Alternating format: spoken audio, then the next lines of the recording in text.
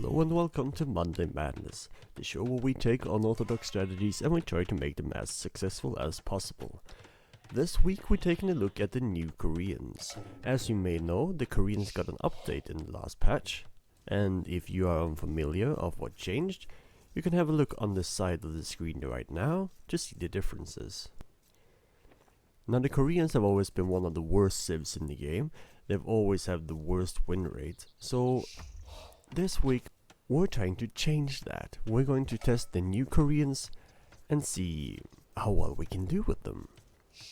So in the first game we have PPC, who's playing as, you guessed it, the Koreans, and he's going up against our player in red who's playing as the Khmer. Let's see what PPC is opting for, what kind of build order here. It looks like your sort of standard man-at-arms so far. Maybe a bit earlier on the goal here actually. Drop time. But ooh, I think we might be... Oh, you cheeky camel. I think we're looking at a tattoo rush here. PPC looking to utilize the new free archer armor I see, and the cheaper archers. Alright, he's going to have so much better feudal time here. Like, red hasn't even built an archer range, in the barracks, and they hasn't even thought about cleaning up yet. PPC's actually miles ahead. What's going on here? Red is on 20. Oh, is he doing... It looks like he's doing a fast castle here almost. Fast castle versus tattoo rush. And red obviously doesn't have a scout, so red can't see anything of what's going on. Red has nothing in defense here. The only defense red has is that he can hide in the houses because it's Khmer, but... Well... You're still gonna stop working. Oh. Oh god. This is gonna be a wreckfest. Run to the TC, dude. There's nothing you can do. The only defense he has, he can put up a tower here on the gold and the wood, which he's definitely going to need. Ah, see, we're already using the extra pierce armor, taking some extra shots from the TC there. Very nice, very nice. Now we're sending all the villagers home. Let's see if Red even remembers that he can hide in the houses. Come on, Red. But PPC's being very active here with his archers. Red can't collect anything now. Builds an archer range. But how much resources do you have? He has a lot of resources here. He could potentially make a few skirmishers in defense. And to be honest here, it's not the archer armor. It doesn't really help too much against skirmishers, because the skirmishers already have the bonus against the archers. So one less damage isn't actually going to be hugely beneficial. The archer armor is more for skirms in protection against archers. But yeah, this is looking fantastic. Red is getting completely owned here, I'd say. Oh, and he is so idle. 15 idle villagers. Oh my god, this looks so amazing. Oh, what do you look at that? This is just beautiful. Nowhere to run. You love to see it. You love to see it. Well done, PPC. Alright, let's see. Oh, he even tries to tower here on the goal. This is devastating. He doesn't even lose his sword with the villager unless he walks into the TC. We'll ignore that. But yeah, the game is over. Very nice execution here. But also I have no idea why Red just tried to fast castle without any walls. The goal, of course, of the archer rush, or the tattoo rush, is to get in before the walls come up. But maybe he felt that he was safe enough with hiding in houses that he completely forgot about. Or maybe he just panicked so he forgot about it. Anyway, very, very nice tattoo rush by PPC. Well done, PPC, and thank you for your contribution. We are looking at Lail versus player in blue, and Lail is of course playing as the Koreans, and the blue player is playing as the Mayans. So already spontaneously looking at this, I'd say the Koreans could have a pretty fair shot at this. Mayans of course wanting to go into the mass archers route, and Koreans eventually get the war wagons, which have pretty decent pierce armor, although they lack a little bit of mobility if you compare it to the plumed archers, of course. See, not losing any villagers, are we? Of course we're not. Sadly maybe one or two villagers here. Not the prettiest. Yeah, okay, we're gonna get a tower in response. And blue does not... He would not have a tower in defense here because he's not up to feudalage yet. That depends on if he will see it in time. Which he won't. Oh, he will actually, okay. Just about sees it. Yeah, he's gonna slow down the gold collection if anything. Getting one will back, two wills back, okay. Maybe you can sit on the tower a bit more with your skirmishers. Oh, he snipes another villager here. There we go. Now he's stopping the walling here. Or the repairing rather. Nah, let's see here. The archer armor doesn't really help that much in the skirmisher fight either. The skirm still does 3 damage, even though there's extra armor on the skirmisher. Oh, but this is what you love to see. If the tower rush fails, if you get pushed back, you just send in more villagers. Can I deny the stone here? Oh, this is big. It's really important to deny stone if you're going for towers. And your opponents can't really put the towers in defense. Oh, we get more towers here. Lovely stuff. Lael is making the enemy base so messy. That's pretty nice. Now the extra range for the towers for Koreans is not a passive upgrade you get anymore. You actually have to get it in the castle age, which is nerfing the towers by quite a lot. But if you actually get the upgrade, then you have 12 range towers, or potentially 12 range towers if you get Bodkin Arrow and Fleshing. Having a really good spot here. Oh, but now Elite Skirm coming in. With the free +2, these Skirms are gonna get wrecked. I mean, these crossbows are gonna get wrecked. Look at this, man. Free archer armor in castle age. Totally good. Totally legit bonus. Lael doesn't even need to micro here. Look, these crossbows, they don't do anything. They do 1 damage. I think the correct response for blue here would just get the castle and build the castle on your lost resources, so the castle will clean up the towers and protect your new resources. Or, you know, eagles could also work very well against the skirms. We see infantry upgrades coming in for Lael and men-at-arms. Ah, this is beautiful. And these towers are just dishing out so much damage. They are not, I repeat, not feudal age towers. They have 1500 HP, not 700. They're like mini castles here. But yeah, counterattack, this is going to be devastating for Lael. But yeah, sending forward the eagles also leaves blue quite horribly exposed here. Ooh, very horribly exposed. Fighting under the tower, you don't need to do this. But yeah, he actually slapped down this tower very quickly. So nice response from Lael here. Oh, blue comes in on the back again. Oh, there we go. Don't give up that easily. I mean, of course, I'm always cheering for the madness strategy. But I want to see good play from both players. Like, what I want the most is just a good game. There we go, the siege archer coming down from blue. Oh, and blue is running so low on wood here. Blue definitely needs to make something happen very quickly before he runs completely out of wood. Lael's actually taking the score lead even though he's got, what, half the villagers? Oh my god. This is beautiful. This is ugly but beautiful. This is interesting, man. Half the villager population. But it definitely looks like Lael is playing from a hyper-aggressive position here. I don't see what blue is gonna do. I mean, make a castle, make some longswords. Maybe he's a bit overwhelmed, a bit annoyed, doesn't know how to respond. Do you have more towers coming in? Very nice. This is what you love to see. If we can get the... oh, what's it called again? Opsong? Then that would be Opsong and war wagons. That's what I want to see. And blue resigns. Why does blue resign? I guess he's overwhelmed. But look at the population difference. Actually, the population difference isn't that big, because Lael has more army, but the villager difference is huge. I would just love to see blue go for some rams and longswords here. I think that's the correct unit. Maybe he didn't think of that. Maybe he had other things to think about. Maybe he was a bit overwhelmed. Maybe Koreans are just too good. But I thought that he would have, that he had broken out of his chokehold now when he had snuck out with a TC. But I guess Lael displayed this excellently. Towers everywhere, making blue completely overwhelmed. I think blue could have put down a castle in defense though. But I'm not gonna say what blue did wrong here, I'm just gonna say that Lael played amazingly. Oh, we were even gonna see, we saw a castle here, so we were probably gonna see Yupshong and war wagons too, I assume. I can think nothing less of Lael. Thank you for your contribution, Lael. Alright, we have another game. If you guys haven't seen the Sibs already, it's gonna be a beautiful dream team with me, Tilsy and Regni, and we're all going Koreans.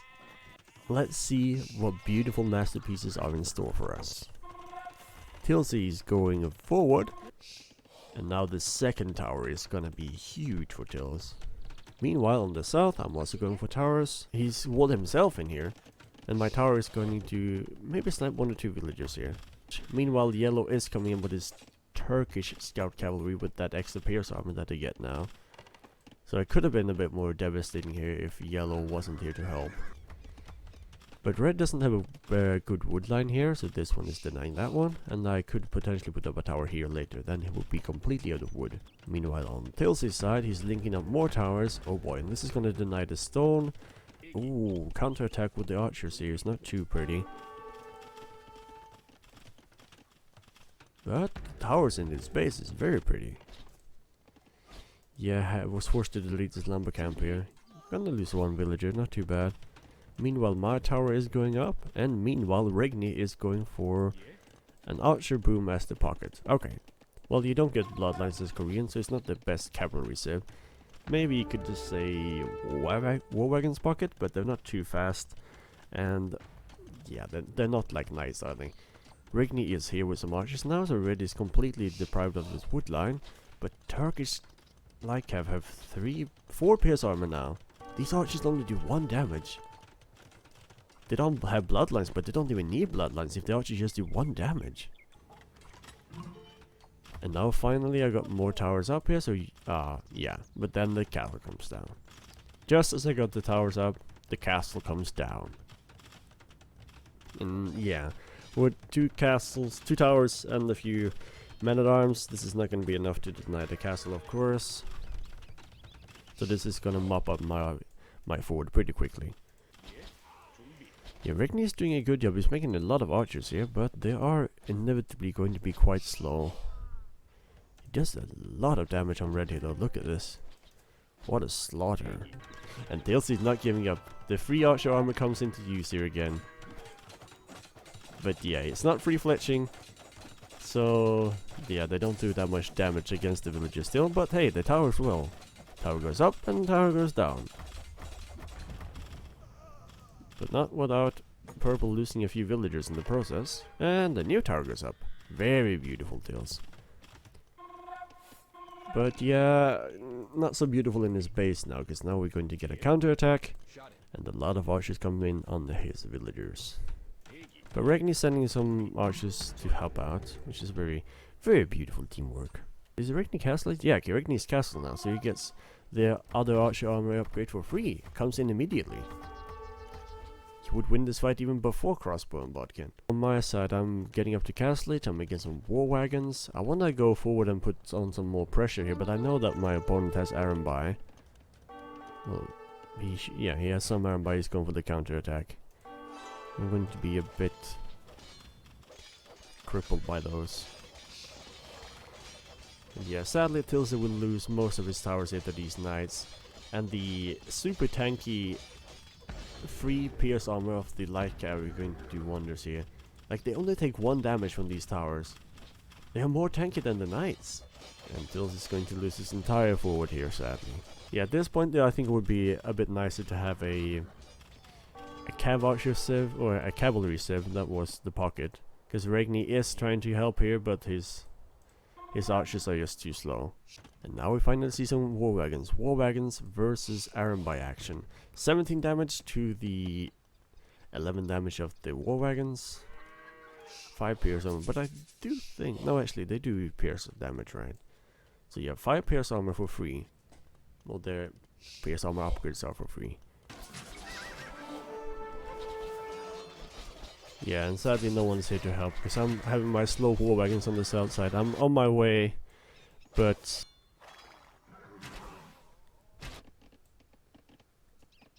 My war wagons arrive, but yeah, a bit too late, isn't that? Now we can also see the lack of the mobility here. The war wagons are trying to help, but they're very, very, very slow. I think I'm getting a husbandry now. You're gonna get a bit faster, but they're not nearly as fast as they need to be to help out. It feels like I was just dodging back and forth with my war wagons this game. They are pretty strong once they get going, when you get a big mass of them. Look at this, man. They're sending them running home. Ballistics, this is amazing. And yellow is also Imperial now, and he's making heavy camels and Cavalier. And Hussar upgrade is of course for free. And some scary iron by here. I don't think there's many civs that can counter this. What would you need to counter this? You would need a lot of archers or skirms to counter the iron by. And some helps. Or archers, helps, and war wagons. This could be a good fight here.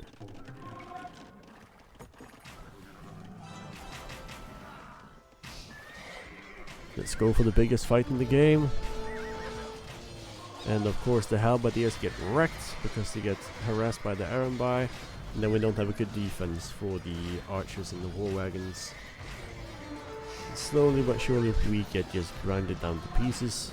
All the upgrades on these cavalry units, and we just get mopped up. But at least Tilsey got a very nice shot on some archers here. I was just gonna say, where is Purple's army? I haven't seen him make any army, and then he just gets destroyed. Very nice shot from Tilsey. And yeah, I'm just getting destroyed here by some iron by. Not much I can do. Regni's being a good teammate, but yeah, at this point the game is pretty much over. I can defend and hide behind my castles, but yeah, getting imp doesn't even help me that much here, I think. I'm not sure how much Bracer helps.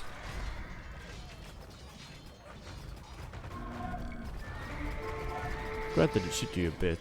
I have a decent amount of war wagons here. We try our best to hold on, but eventually we just... I'm losing my entire eco here. The war wagons actually do decent enough to counter the iron by. I think they have a longer range, yeah. 7 to 5. But yeah, if you ever wonder who's winning the fight, is the guy who's not having the fight in his eco. Even if we win here, my eco is just destroyed, so he can replenish his unit so much quicker. And we just have to call the GG here. I think a big part of it is not having the high mobility unit for the pocket, because Regni did good a job here with his army. I mean, he had almost as big score as the yellow did here, so if he had like a Knight Civ or something, it would have been a bit better. But we did our best. The Korean masterpiece sadly didn't work out this time, but we did our best. Thank you for your contribution, Tills and Regni and myself. Alright, we have another game. This one is from the Mad Lad himself. It looks like we're playing on Oasis, and we are playing on Empire Wars, because who doesn't love a good Empire War? So you skip immediately into the action. And to be honest, it shouldn't affect this strategy too much, because you don't really have too much going on in Dark Age. Brix is playing in the team game, and he is playing as the flank here. He's playing as the Koreans, obviously. His teammates are Spanish and Teutons, and the opponents are Bulgarians, Vikings, and Khmer. And Brix seems to be going up against the Khmer. We'll see if he actually goes for some fuel aggression here, or if he just walls and goes fast castle, which you can get away with pretty easily on Oasis. But we'll see. It looks like this game is just going to turn into a big boomfest, which isn't too uncommon on Oasis, of course. Purple having some problem in the south, but nothing especially going on the north side. Teal is... I mean, Purple is having not a very good day here in the south. Meanwhile, on Lale's side of the board, do we have Oipchong? Oipchong? We don't have it yet. We're gonna keep an eye out for that though. Super range towers. 5 TCs from Lale. Oh my god. Are we gonna see a repeat from yesterday? Or yesterday from last week's episode? Loss of outposts here in No Man's Land. Are we gonna see no military again from Bricks and just go Korean towers? I mean, Teal doesn't have any military at the moment. Oh, he's going for the ballista, boys. We're gonna see ballista on an elephant or ballista in the wagon pulled by horses. Yellow, the pocket of purple, has come to help, and these archers are going to get cleaned up pretty easily. Oh, mangonels. Oh boy, this is going to be beautiful. Look at the upgrades coming in, man. We see war wagons, we see mangonels, fletching, everything, man. Let's go. So let's compare the stats here. 10 attack, but that's also because there's no fletching for Teal yet. 8 attack versus 9 base attack. 150 HP to 270 HP, so the beefy ballista boys is quite a lot stronger. Siege onagers, bombard cannons, war wagons. This is a dangerous composition to be fighting. Oh, look at that production queue. That's such an expensive production queue. We see Ilpshong. Look at this. 12 range towers. These castles are gonna go down eventually, man. We see architecture. So many bombard cannons and siege onagers. I love to see it. Gonna get 13 range towers. This is amazing. This is longer than Britain's arbalest. This is longer than bombard cannons, actually. 13 range. This is like mini crenellations. Teal doesn't have a good response though. These ballista elephants, they're chunky and they're nice, but look at them just melting against the towers here. That's a lot of bombard cannons. Bombard cannons, siege onagers, you wouldn't want to go up against this. This is a scary composition. And more towers, more towers. Yeah, if the enemy team isn't having a quick response to this, blue is looking... Teal is looking pretty dead here. Oh, the full memes. I love to see it. Like, why? Why do we even have this? But I love to see it, Lale. Bricks, but why? I love to see a Bricks. We even see turtle ships in this map. Like, you could have made 1 turtle ship Bricks. It would have been enough. 1 or 2 to keep scouting the shoreline. But no, we see 10, and they're elite as well. Oh, come on. The full memes. Yeah. Oh, look at this, man. Oh my god.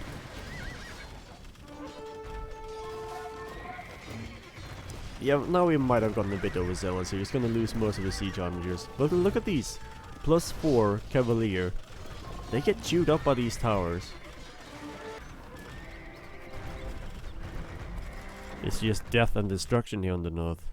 I don't think that even if this arbalists did get over here, they have 9 attack, 10 with chemistry, and they would only do 2 damage against these elite war wagons. So even archers aren't really good against them. You need skirms or heavy cavalry. Halberdiers also work, of course, but I don't think halberdiers are getting anywhere close to this. You knew that war wagons were so good at taking down castles, huh?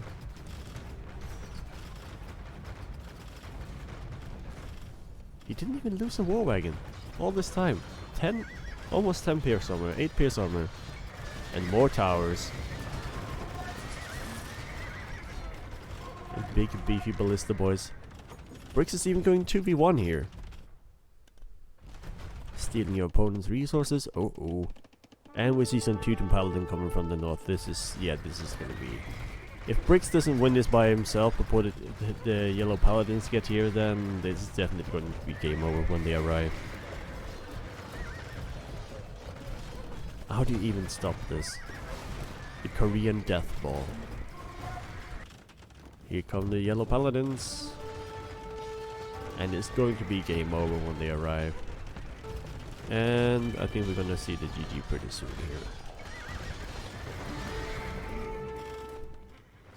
Like, I don't want to call it too early, but I didn't see any winning conditions here. Maybe just some mass halberdiers, but yeah. They could see the writing on the wall. Blue is like, nah, I'm doing fine, mate. Got a lot of arbalesters. Even got some berserkers here. Yes, but it's not fine. It's not fine. Yeah, I don't think plugging the gap is gonna help too much. You're not fine!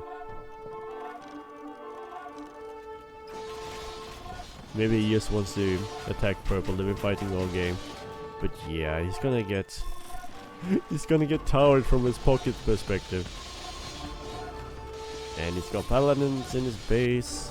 Although he's attacking purple, so he's happy. That's the only thing he wants. He only wants to kill purple here. This makes no sense. This is Monday Madness. Why is he doing this? Being attacked from the back. Yellow paladins went all the way around the map and come and attack the trebuchets from the back. What a snipe. What a legendary snipe. Yeah, blue's base is pretty much non-existent anymore. That's a bit of waste of war wagons, don't you think, Bricks? They're not that good at taking down castles, but I guess he's just doing it for the memes now. Well, actually, is it only war wagons fighting against this castle? It is, right? War wagons and towers. They're actually doing quite a bit of damage to it. He's actually going for the full memes here. Only war wagons versus a castle. And it's actually going down. Look at this, the castle does nothing. 15 damage. 15 damage to a 200 HP unit. The war wagons deal damage faster, man. Come on, Bricks, we want to see it. Before blue resigns. The siege hunter is cheating. Almost only war wagons took down the castle. How OP are Koreans. But yeah. Blue should... I'm not sure what blue is going for here. This is not regicide. He's going for the trade. I mean... It's only Bricks trading anyway. Everyone else still has the resources. Or they're taking your teammates' resources. And it feels like blue is... Ooh! Can we see a really big Onager shot to finish it off? Oh, I'd love to see it. I would love to see it. Shoot! Ooh! Ouch. Ouch. Yeah. Of Koreans units here. Look at these towers, man. How would you even get close to these? And taking down the castle is beautiful. And some style points for the completely unnecessary elite turtle ship. Even starting trade on the middle only for the memes. You'll love to see it, Bricks. Very beautiful. Thank you for your contribution, Bricks. Next week, similarly to this week, we're going to take a look at the new Bulgarians. Hopefully the update will have done wonders with their win rates. The Bulgarians are getting a lot of momentum now thanks to their blacksmith, so try to use this to your advantage. There aren't any specific rules other than your civ choice being limited to the Bulgarians, but of course I would love to see you make use of the most recent changes in addition to the most iconic Bulgarian strategies. If you wish to take part in the next video, just remember to upload your game to my Discord under the Monday Madness category before Monday. Good luck, but more importantly, have fun.